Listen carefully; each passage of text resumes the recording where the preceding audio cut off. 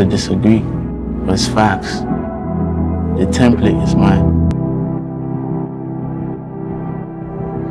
May 1st, 1999. Benin City, Edo State. A powerful pre-colonial empire where a legendary superstar was born. The rule-breaking 19-year-old star who's fast becoming one of the most famous sons of Edo State has come and taken over in all aspects of music. Let us start from the very beginning. In just under a year, Rema's genre-bending take on West Africa's Afropop, well then Afropop, now Afrofusion, has landed him a US tour, a headline slot for the Boiler Room Festival in London, Nigeria's 29 Nectarated Headies Award, Barack Obama's Best Songs of 2019 playlist. From just his debut EP, all these accolades. He broke wide across diaspora with the blazing Afrobeats hits that has brought him virality on an epic scale, and into fresh conversations about the future of pop music in general. We follow up 4-track releases, the freestyle EPs, the Bad Commando EP, and well, he was confirmed as one of Nigeria's most vital new stars, equaling him the future of Afrobeats. Life wasn't always this free flowing for Rema. At the age of 8, he lost his father. When he was 15 years old, he lost his older brother. Underneath all the charisma, charm, and talent, Rema showcased on church stages and in school was a young man fighting to stay spiritually intact. His family struggled financially, and Benin City was a tough place to build a career for a very, very young artist. There was a lot of hustle and a lot of struggle. What's up in my life? Got a call to leave my city.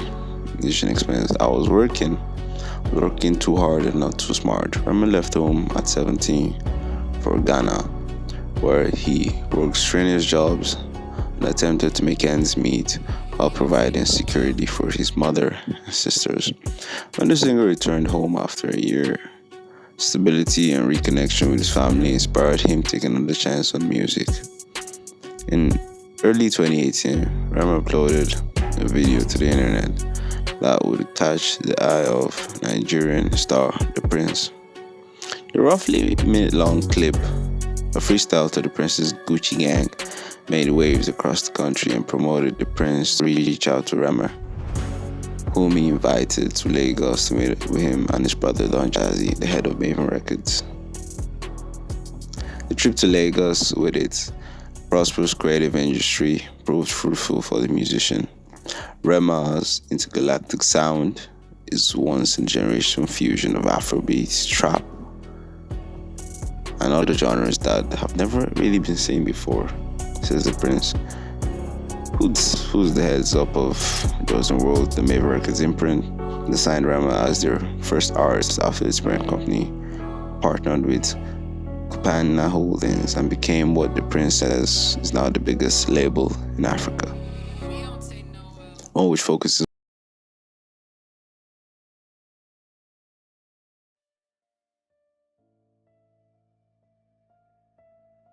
the Rave and Roses era.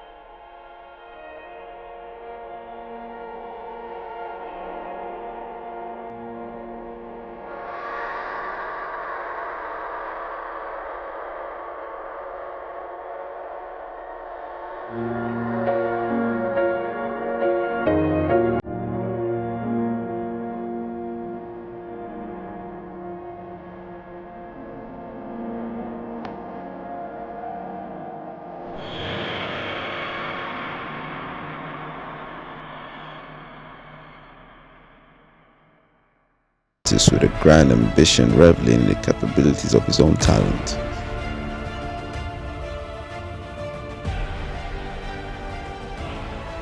Diving deeper into the cover, we can see that the house being upside down would be his childhood home, as everything turned upside down when his father passed, and the skeleton burning with a rose in his hands is, well, is Rema experiencing heartbreak again and again, falling to his own demise. And the headstone is a callback to, his elder brother and his dad. The sword is, well, Rema fighting to protect his family, fighting for his loved ones, fighting for the people he sworn to protect and his loved ones. It's a beautiful album, one of exploration and creative risks. It's one that will be remembered forever in Afrobeat history. Now, let's talk about Ravage. Ravage. This is an era that will be fondly remembered. This era dons the cover of, Rema on the horse, wielding the sword, going for battle. The era is one to remember. Rema isn't any different in his ploy of calling his music Afro rave, but perhaps what differentiates him is his self-awareness that his music is inevitably a variant of Afrobeat, and it isn't something he can run away from. He has always infused external sonic influences into his unique brand of music. Persian vocals that are common in Indian soundscapes being the most prominent ingredient especially. It's no mystery why his music has been incredibly successful in that particular market, where he sold out a stadium in India. So you can take away the fact that Rema is a sonic innovator, and it's more evident on his new EP, Ravage, not new as of the recording of this documentary, released October of 2023. Rivers was a good album, but Rema was more conservative and less experimental with that sound. On the Ravage EP, however, Rema is an all-time level of confidence and still riding high on the success of Calm Down and its international impact around the world. He's chosen the music. He's willing to take more creative risks because the momentum he has is on his side. This results in his best project yet at the time, as an overall cohesive listening experience, one where he's also relentlessly dynamic as an artist. With D&D Smooth Criminal are the mainstream leaning heavy hitters of the EP, instant hits. Tread along the line of, hyperpop, a more maximalist form of pop music that embraces avant-garde prime beats in London, who in my opinion are the best producers of the new generation. It's no wonder why the EP has otherworldly production.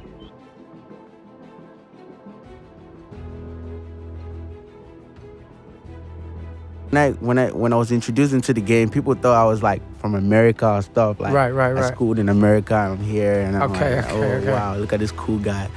Yo, it's a lot of work that actually, gave me this state of mind to create this type of music. Okay. I have the hustle spirit. A lot of people know how to sing, but a lot of people know how to sing and hustle. Some people just leave the hustle for the label or their team. But me, I know how to sing, I know how to work, I know how to hustle alongside my team. And that's what, keeps me one step ahead of, Love that. everyone. Okay, so you were working, so you were 17, 18. So tell me the transition from you working different jobs to you taking the music seriously to it actually picking up and blowing. Okay, like when I go back to Nigeria and Where were you? So where were you to go to Nigeria? I was at firstly I stayed at Cotonou. It's a place close to Nigeria. Okay. I took a bus there. Then I moved to Ghana. Oh, so you was in Ghana for a Yeah, while. I lived in Ghana. Oh, you're literally my brother then. Yeah, I love that. I learned a lot from Ghana, even Ghanaian music and stuff. Okay, Yeah, okay. yeah. I was open to Ghanaian music. Yeah, I vibed. I met Sarkodie today. Okay, so we got Sarkodie. Yeah, I vibe with Sarkodie. He's a great artist and stuff. So yeah, when I got back to Nigeria and things started moving from there, I had some money to go to the studio, so I was working more. But at that time, I started using more of downloaded beats. Okay, And online. stuff like that. Yeah, online. Yeah. I started rocking in the studio. I spent most of my money. I gave a lot of money to my mom, but I was like, I would like to keep this amount of money to myself, not because I want to get fancy clothes and stuff. I didn't even look cool. I looked the same way, but people saw me as this rich kid now because I got my mom a car, but Yeah. I still look the same. So people were trying to balance the whole thought. So can I cut you? Sorry. So if you had $500, how much would you give to your mom? How much would you give to keep for yourself? I'll give my mom 400. Are you serious? Yeah, because Oh, you're a good guy. You're a good guy. yeah, because My mom will like, get 50. no, because like I'm joking. I'm sorry, mom. I was 17. Okay, you know? okay. I know a lot of people who spend their money unwisely. Like I've seen people like who just spend their money because they're young. Yeah. There's nothing really I could actually use my money to do when I was 17. Fair. I don't drink alcohol. I don't smoke, and I didn't even have a girlfriend. So there's nothing I could actually do. The only thing I had on my mind was just music. Okay. So I was like, this is what my music would cost, because I actually know a producer friend, so he will make things cheap for me. Right. So I told him, how much can I record for 2 months? And he gave me that, whole. So I was like, okay, this is the money I need. So mostly at that point in time, I had to, do most of the stuff that I need, not want. You understand me? Because that's how my mom, brought us up. Okay. Get what you need, not what you want. You understand? I love that. So I gave it to her, and I was like, "You do it, whatever you want to do." And she's wise. She could. And you're living with your mom obviously as well, right? You're still living No. I've not seen my mom for like 2.5 years. No. Then when you was giving her. Yeah. Oh really? Yeah. Okay. Cool. So what'd you say? You haven't seen her for 2.5 years? Yeah. Why? What? It's another story. It's another story. Oh wow. This is another phase of my life. Oh wow. Okay. But yeah, I plan. I'll see her soon. I'm bringing her to Lagos, and yeah, we're gonna vibe. But every where time is she? I talk to her every day, she's in Benin City. Okay. No more questions than that. Okay, I hear that. Yeah, so much to know about me. Yeah, Wow. crazy. That's mad. The Norte Show Capital Lecture, very special guest, Rema in the building. All right, so your music has got the ladies feeling sweet, bro. Mm-hmm. I'm seeing the effects when I play your songs in the clubs. I feel like Rema. I feel like you when I'm actually playing the songs.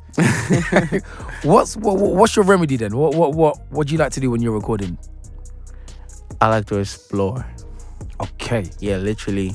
I don't like to go to the studio with this sense of give the people what they expect.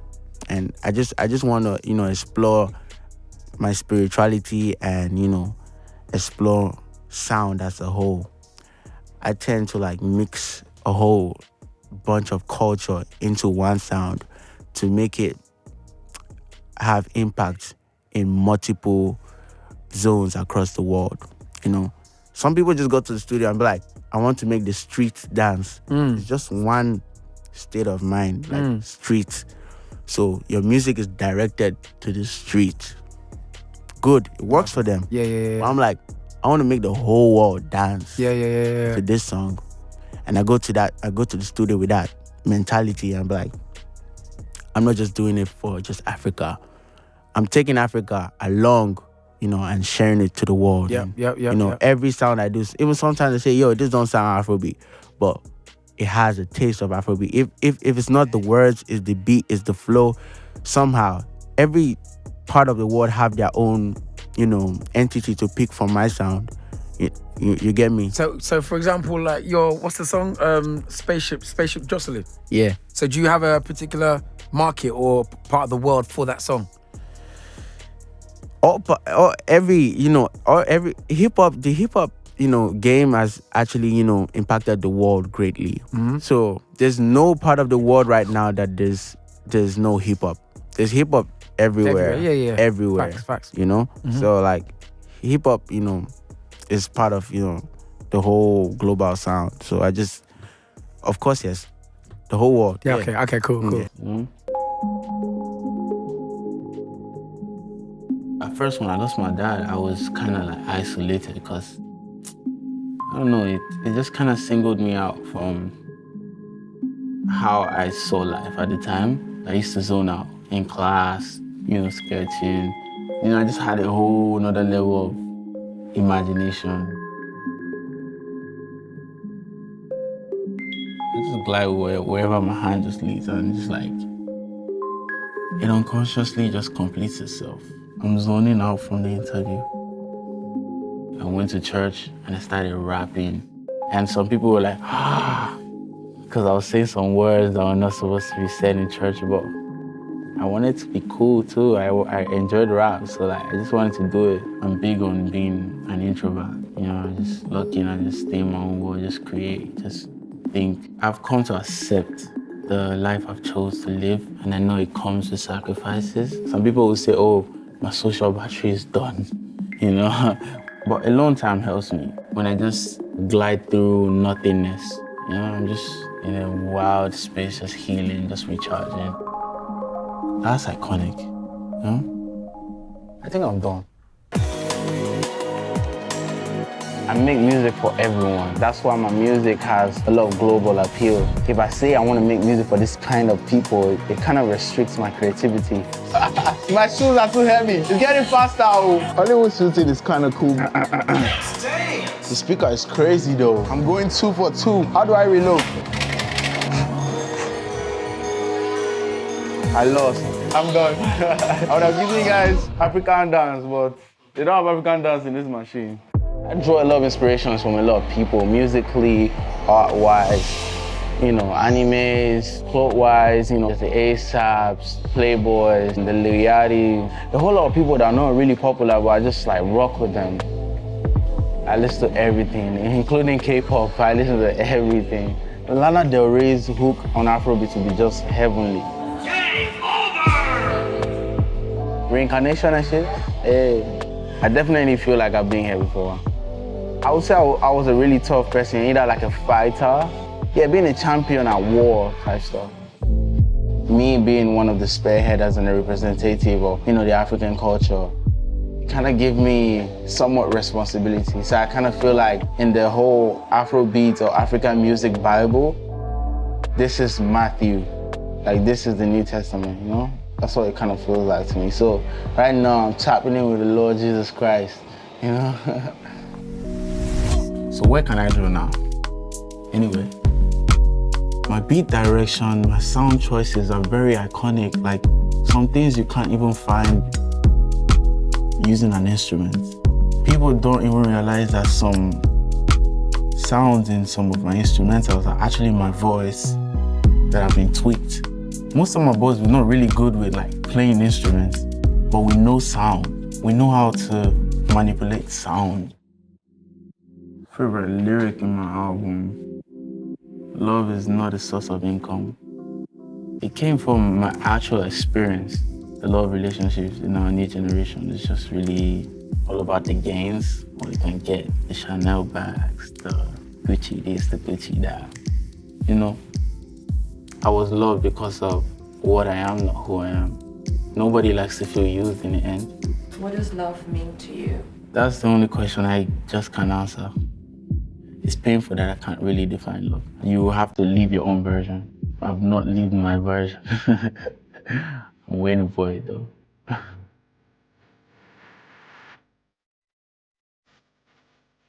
I used to teach kids how to rap in church. Teach them how to rhyme, then get creative with the punchlines.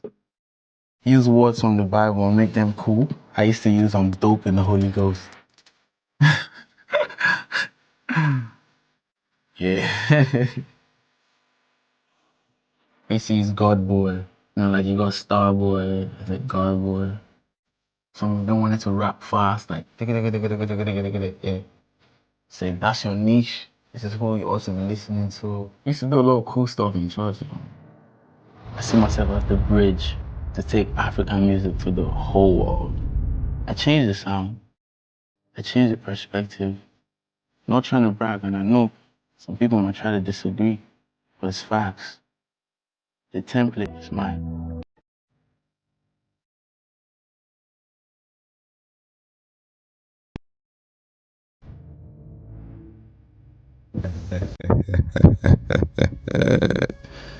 That is the intro of, well, we all know it, we all love it. It's not an album for everyone. You have to be open-minded to the sound and be ready to take Afrobeats to a whole new direction with this album, because that's exactly what Rema did.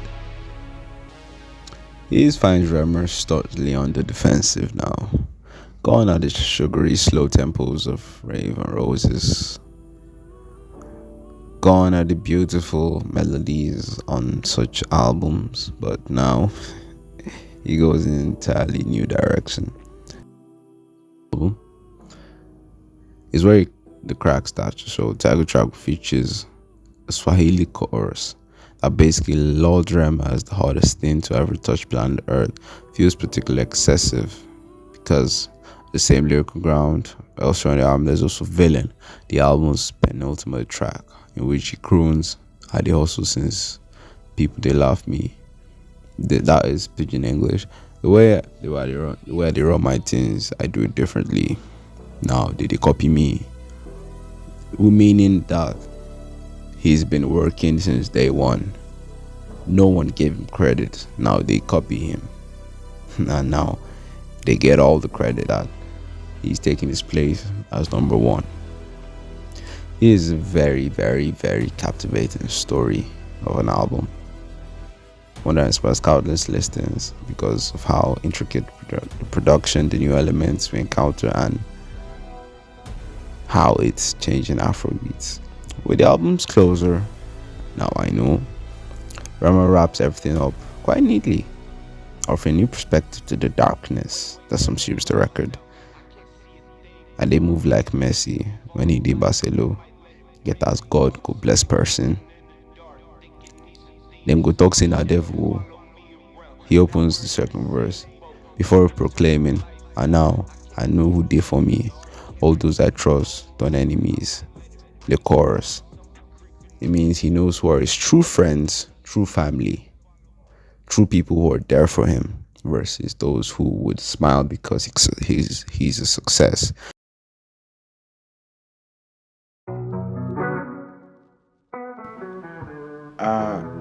I'm glad to understand what needs to be unlearned before relearning. You feel me? When the Prince gave me that call, I had a life, I had whatever I was doing, and I had also a personality that tallied with the pattern of or the life I was living before I met the Prince. So in a short time I had to unlearn, and that had me disciplined. That had me, pushing myself and just putting myself on a strict discipline to be able to survive amidst these legends. You feel me? I met the Prince and he put me through a lot of things. Actually, it got to a point where I started with the trap. Yep. The trap vibe. But, when I go into the studio with a couple studios with the Prince started pitching this whole Afrobeat sound to me. Like I used to try and vibe on it in Benin. I wasn't that strong. So I used to live here. I used to stay in my comfort zone. But the Prince was like, "Your voice is powerful. I feel like your voice on Afrobeat will slap. Try it." I didn't want to lose the opportunity, so I kept pushing myself more and more. If I lose this one, then nothing for me. You feel me? If I lose the opportunity, so I kept pushing myself. I didn't have a sound. I didn't know how to vibe on Afrobeats until mid 2018. When it was, I met the Prince like March So mid 2018 towards August, I made one song, then I made Lady, then I made Do Maybe. Wow. Yeah, so I caught up with the sound quite fast. Most especially because of the hunger, because I didn't want to go back and say, yo, mom, I lost the opportunity. I didn't I didn't want to lose. I'm that guy. Like if you put me here now and say, yo, you have to learn this thing and like you have to do it. That's the next bread or the way my family can eat. Yo, I would stay up and make sure whatever I can do to, conquer. I'm that guy. You mentioned trap and then now blending your style with the Afrobeat sound. At the beginning, when you started doing those trap videos and stuff, some people were giggling, like, what's this guy doing? In the car, they didn't get it. At that time, when there could have been negative or press that was kind of taking shots and poking fun at you, did you see that? Did you hear that? Or you were just so locked on doing your own thing, you didn't even care what anybody else thought? In continuity, Don Jazzy, the Prince, they already put me through a little things to expect. I already had a barrier in my heart, ready to, like a bulletproof, ready to take them shots. Teflon! Because it has happened to a lot of people way before me. I feel like that's why people existed before me. That's why I didn't blow up 2017, 16, 15.